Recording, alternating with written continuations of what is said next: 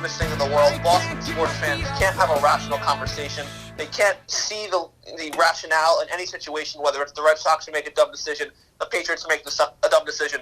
They hate you so much for just being a fan of New York that they can't understand. And welcome to the third episode of this, our fifth season of the Joey Wright Show. I'm your host, Joey Wright. Joining us on today's program, Matt Harrington and Shea Barney. We're going to talk some sports, talk some life. Wherever the conversation goes, you'll see it next on the Joey Wright Show. Stay with us.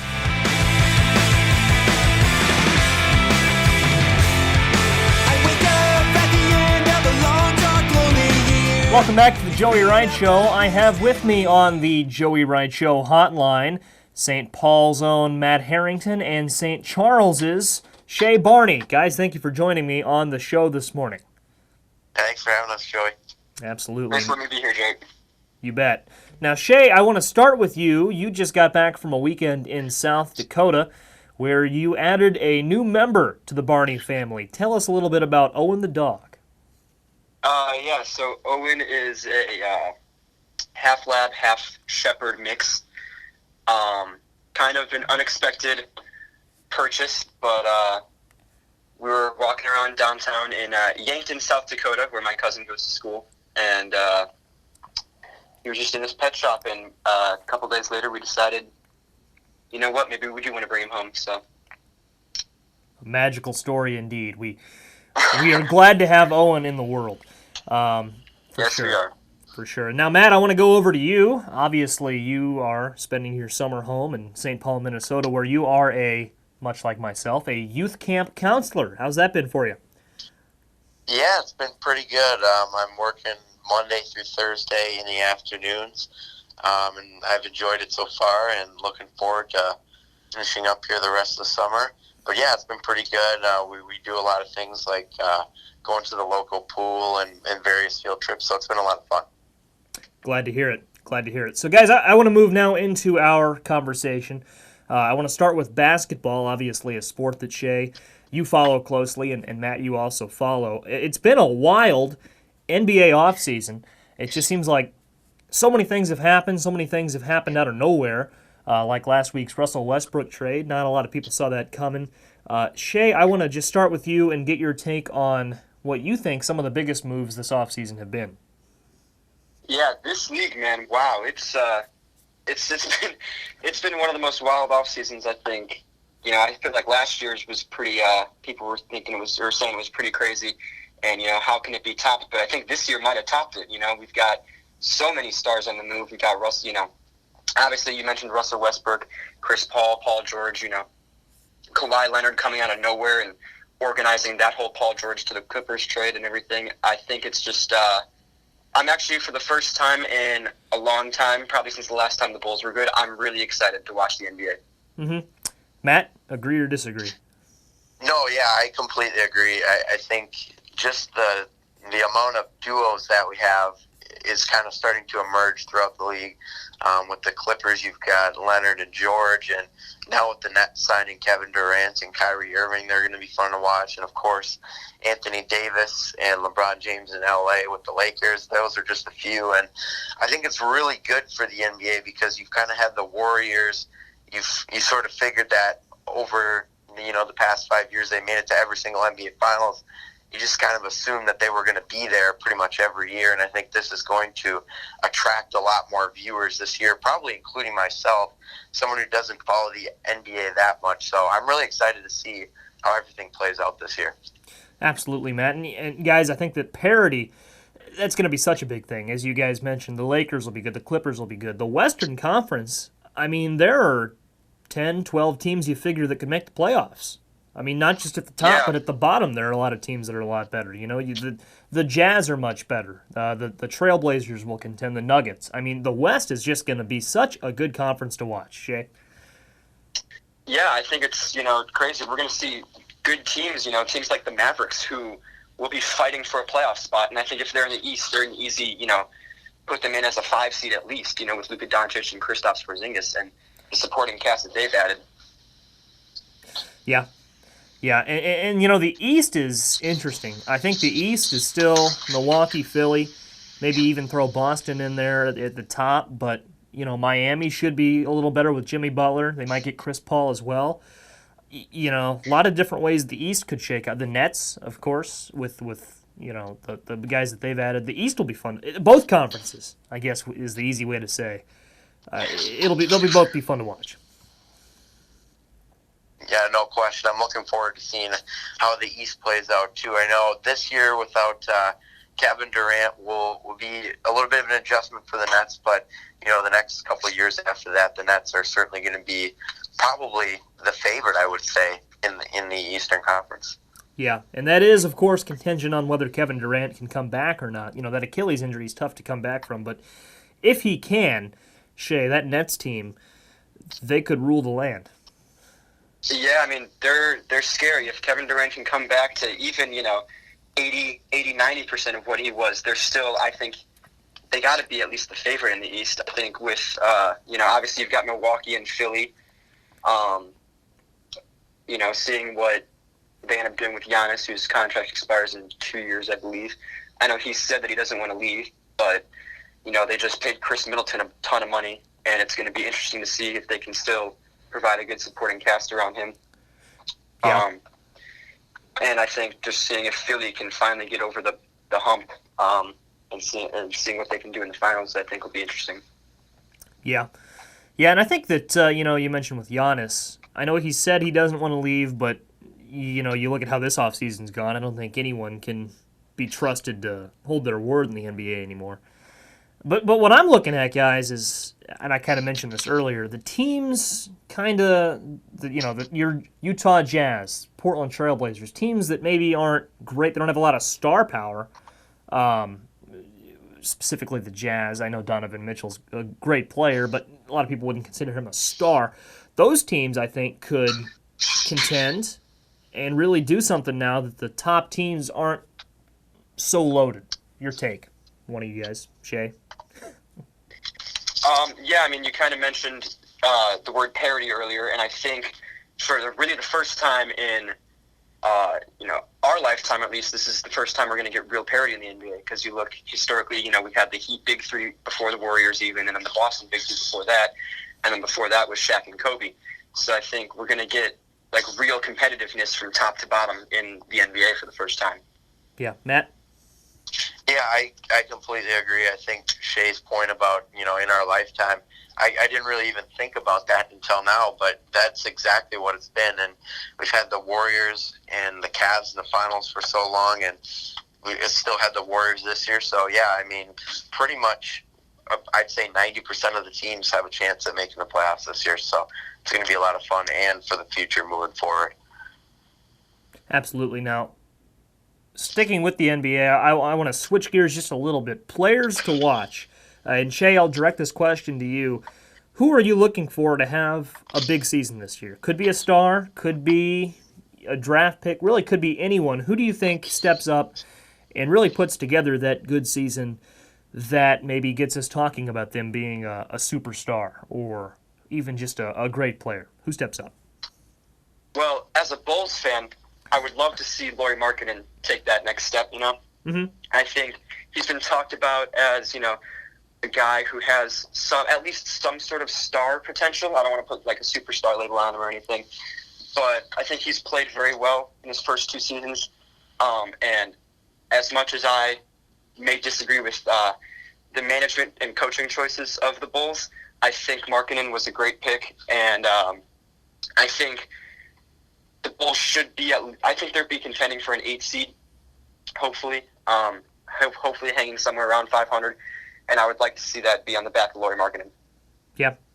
And Matt, I know your Timberwolves have made some good additions this offseason. Who steps up? Yes. Who steps up off the Timberwolves bench or in the starting five? Well, I'm excited to see how this team turns out. They've definitely lost, a little bit, but they've got guys that are coming in. But, I think for me, probably the obvious choice is KarlAnthony Towns. This is somebody his game has been elevated a lot the past couple of seasons, and there was something that he tweeted the other day, or it was probably a few weeks ago actually, something that Timberwolves fans deserve better. And I completely agree. Last year was their first playoff appearance since 2004. And just that, as a Timberwolves fan, made me really happy to see that he is really committed to the organization. And I'm really excited to see if he can take his game even to another level. He's already a star in this league, and I think he can bring his game to an even higher level. Yeah, and Matt, with the Timberwolves, it seems like the Timberwolves for years and years were a team where you'd say, oh, the Timberwolves are going to be great next year, or they're going to be so good when they put it all together, and they never really got to that point. So, yeah, but under the leadership of Cat, you'd love to see that team compete. Unfortunately for them, the West is only getting more and more crowded. Yeah, I think we can probably safely put them out of the playoff picture, at least for this upcoming season. But we'll see how things go in the future. And got a nice little draft pick in Jarrett Culver out of Texas Tech, so we'll see how things play out. Yep. And on the subject of Jarrett Culver, switch it to college basketball for a little bit. Should be a fun year in the NCAA this year. Especially, you look at, and I know that Josh Schwam and Larry Larson and I talked a little bit of Bradley basketball last time, but the Missouri Valley Conference, no one knows who's going to come out of there. I mean, Missouri State looks good. People are high on Loyola, Bradley. Matt, I'll stay with you. Your take on the Valley this year. Yeah, I think the Valley's going to be, again, pretty wide open. Last year we saw a bunch of teams kind of crowded at the top, and I think it's going to be pretty similar this year. You mentioned Missouri State. I think will be probably the favorite in the conference. They've just done a terrific job loading up on talent. And another team that I think is going to be really good will be the Northern Iowa Panthers. They are phenomenal, and they've got a lot of good young talent. They had Green, the freshman, last year, who was really phenomenal throughout the Missouri Valley tournament. So I think Northern Iowa, Missouri State, Bradley will be good again this year. Loyola, those are kind of my top four right now in the conference. Yeah, and Shay, you were with Larry and I in St. Louis last year, for the Valley tournament. Such a fun atmosphere. Your take on the Valley this season and who we see there winning? That was really an incredible tournament, and I think obviously Missouri State's got to be I don't want to call them the favorite, but they definitely should be talked about as a contender in the Valley. I think, as Matt talked about, they've loaded up on talent. They've got some tremendous coaching, and they were definitely a tough out in the tournament to the hands of Bradley. And obviously, I think that Bradley, the defending champ, should be talked about as a contender as well, because I think we've got a lot of returning talent, not a lot of seniors gone, and I still think incredible coaching. Mm-hmm. And I think obviously Loyola should still be talked about. I think Drake should still be talked about, but I think it should be another very competitive season in the Valley. Oh, definitely, Shay. And with Bradley, I am excited for Bradley's season this year, because I think that run to the tournament is going to give them a lot of confidence. I mean, I think that they'll start off Valley play a lot hotter than they did this season. Obviously, that 0-5 start, they turned around and won the conference. So many returning players and that coaching staff, I think they can do a great job. I really do. Exactly. I think to your point, that tournament run should I hope it ignites them to play with a lot more confidence that we didn't see them play with at the beginning of the year last year, and kind of saw them pull together towards the end. And I hope they can replicate that run, because I think a year of tournament experience is going to help them a lot to hopefully make it farther, this year. Yeah, and what it was at the start of this season was Brian Wardle, Bradley's head coach, kind of tinkering with some lineups, and once they found what worked, I mean, they ignited and really made that run. So if Bradley can just hit on those adjustments a little sooner this year, the sky's the limit. Matt, I want to shift over to baseball real quick. And Shay, I know this is a sport that you don't follow as closely as basketball, but we are getting into, it's the middle of July, so I mean these races are starting to heat up. Lots of different ways that Major League Baseball could pan out here as we enter the postseason. And I want to start in the American League Central, where your Minnesota Twins, currently 58-34, 6 games ahead of the Cleveland Indians. It's been a fun season in Minneapolis this year, Matt. Yes, it really has been a very fun season, and my family, or my mom actually has season tickets to the Twins through her work, and so I've been to a bunch of games already, and it's just been a great atmosphere at Target Field in Minneapolis, and they're playing probably their best baseball that I can remember. I mean, the last time the Twins made the playoffs was 2017 with the American League wild card, but they actually haven't won a playoff game in since 2004. So it's been a long time, and I'm really looking forward to how this season turns out. And we've got a really good second half of the season here coming up, hopefully. Yeah, and I remember those Twins teams around the turn of the decade being good. 2009, 2010 with MVP Joe Mauer. Those were fun teams to watch, and this is the best Twins team that has existed since then easily.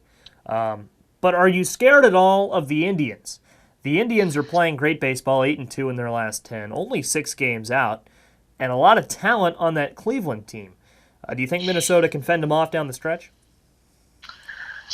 I will say this. I do think the Twins will still win the division, but I think it's going to be by only a couple of games, maybe 2 or 3. I think there was a series in early or mid-May or so, and it was the Twins and the Indians, and at the time the Twins were up in the division, I think, by about 12 games, and they lost 3 out of the 4 games in that series, and that really cut their division lead down significantly. And I think had they won 3 out of 4, or even split the series, I think that probably would have been the nail in the coffin. I know it's early, but once you get behind significantly by that much so early in the season, it's really hard to come back. So, and then the Twins did just take 2 out of 3 at Cleveland this past weekend, which gave them an extra game in the division. But we'll see how the Indians, they do have a lot of talent when Doer's back and healthy. So we'll see. I think it is going to be pretty close, but I do think the Twins are still going to win the division. Sure. And then just shifting real quick to the wild card races before we can clue Shea back into the conversation. The American League, a couple different ways that could play out. Right now it's Tampa Bay with the top spot, and then Cleveland and Oakland are tied for second there. And then 2 games out sits Boston, 3 games out sits Texas. And the LA Angels, they are 7-3 in their last 10. I hate to say since the passing of Tyler Skaggs, they've become a much better ball club, but I do think that that's united them, and they are really playing great baseball right now, especially Mike Trout. Of those 6 teams I just mentioned, who do you think gets those 2 wild card spots in the AL? Yeah, I think I'm going to keep Tampa Bay locked in at the number 1 spot. They've just been pretty much there that entire season. Yep. They've had a division lead even for a little bit. So I'm pretty confident with Tampa, and so I think I'm going to keep them at the number 1 spot. As far as the number 2 spot, though, I mean, this could really be anybody.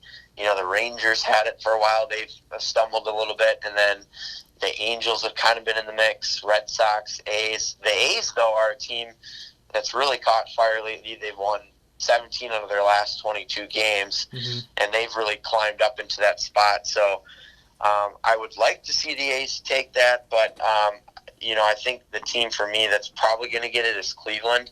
I think that lately they've been on the come up as well. So I think that Cleveland will get that second wild card spot, and I think they'll finish a couple games behind Minnesota in the AL Central.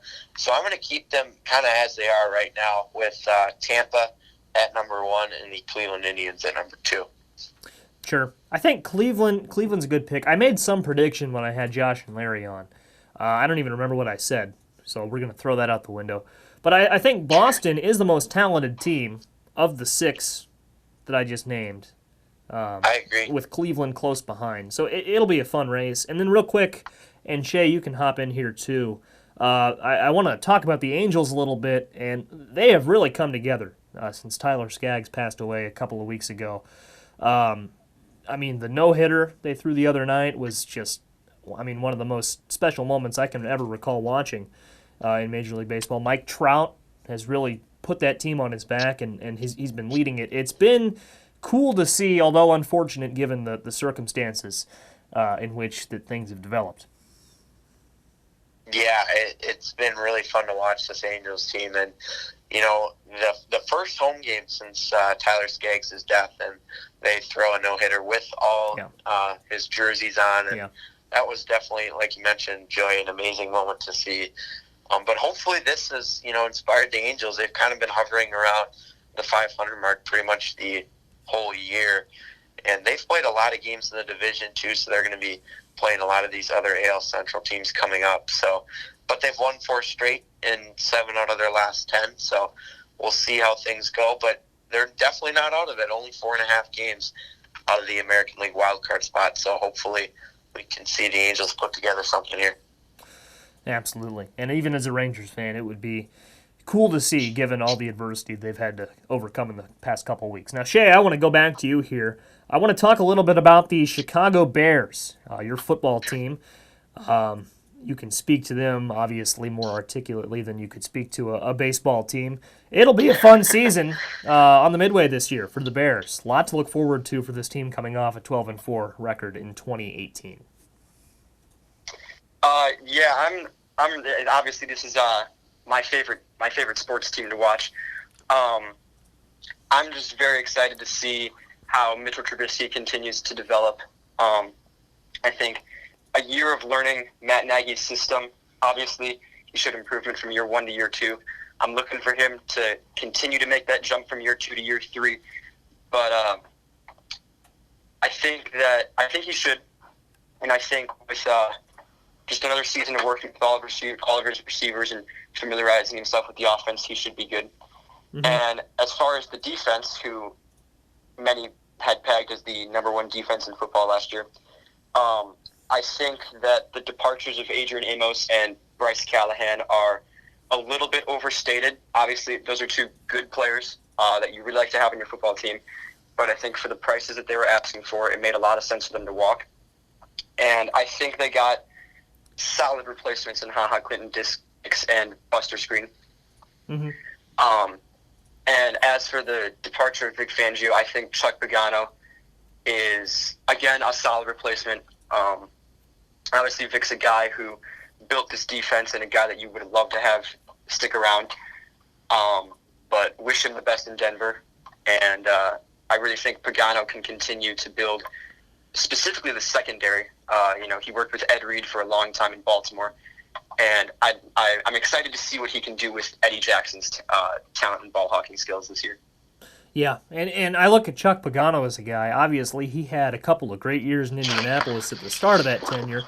Things kind of fell apart towards the end, but really a great football mind and someone that could lead that defense to glory. And Khalil Mack's a guy, I mean, it seems like he could probably defend an entire 11-man offense by himself sometimes. I mean, he's just that kind of dominant player.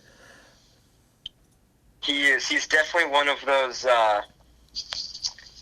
special players that only come around every couple of years, Mm-hmm. And I'm really excited to see how he continues to grow as a player, and just how this team can continue to mesh and kind of, last year came out of nowhere. I think a lot of Bears fans and even media around Chicago would have been ecstatic with 9-7, just a build from that 5-11, disaster of a 2017 season. And, 12-4 was amazing to watch, and obviously it ended in just about the worst way possible. But I'm excited to see how this team can kind of bounce back from one of the most heartbreaking losses I think we've seen in the past 5 years. The double doink. Oh, my goodness. That hurt me to watch that. And that was mostly because the Eagles won the game. And I will say with the Bears real quick, Trubisky is in Vegas right now. He's a hot pick for MVP. Kirk Cousins, Vikings quarterback, is less of a hot pick for MVP. How do the Vikings shake out for Matt, our resident Vikings fan?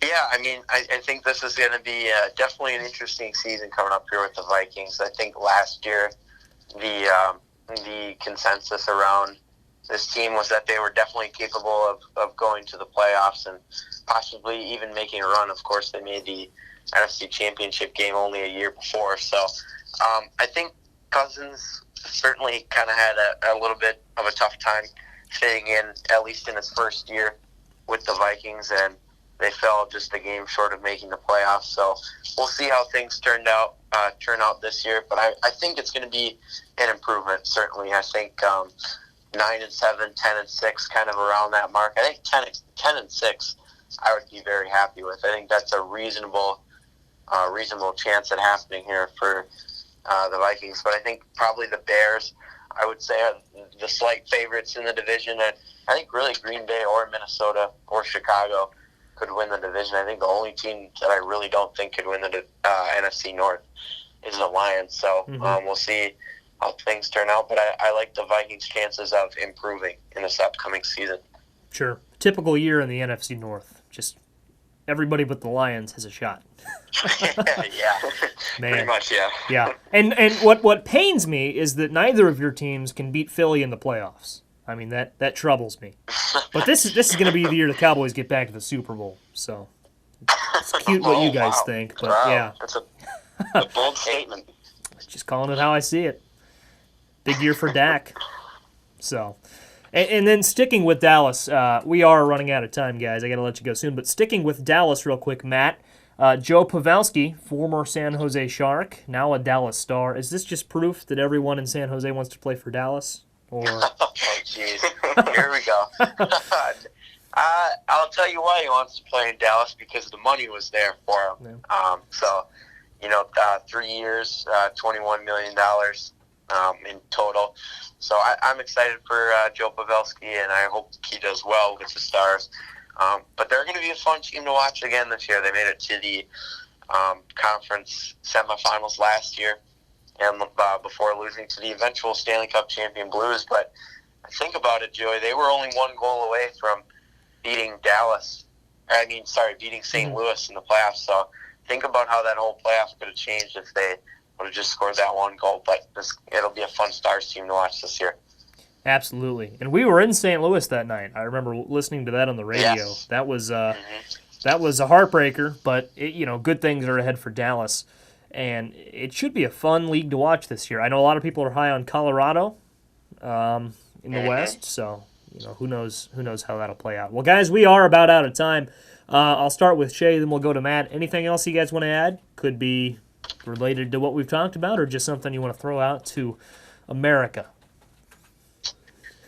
Not much, Joey. I just want to thank you for having me on, and appreciate it. Absolutely. Shay, this is Shay's national television debut. Have you decided on a major yet? I know you were undecided last year. Health science was the odds-on favorite. Well, yeah, I'm working on health science right now. Still not officially declared because I have to, meet some technical requirements that they make you fulfill in order to declare if you didn't come in as health science. But that's what it's looking like right now. Well, glad to hear that. Glad to hear you're on your way. Matt, obviously a sports communication major, as we've mentioned here on the show multiple times thus far. What are things looking like for you? Anything you want to add? Not really, no. I mean, just thanks for having me on the show, and I'm looking forward to the upcoming sports seasons with you guys. I think it'll be a lot of fun. Absolutely. It'll be fun to watch all these storylines play out back on the hilltop. Obviously, we move in a little over a month for our sophomore year. So, guys, thank you for joining me on the show. That concludes this portion of the Joey Wright Show. We'll have a little more for you when we come back. You are watching Urbana Public Television. Stay with us.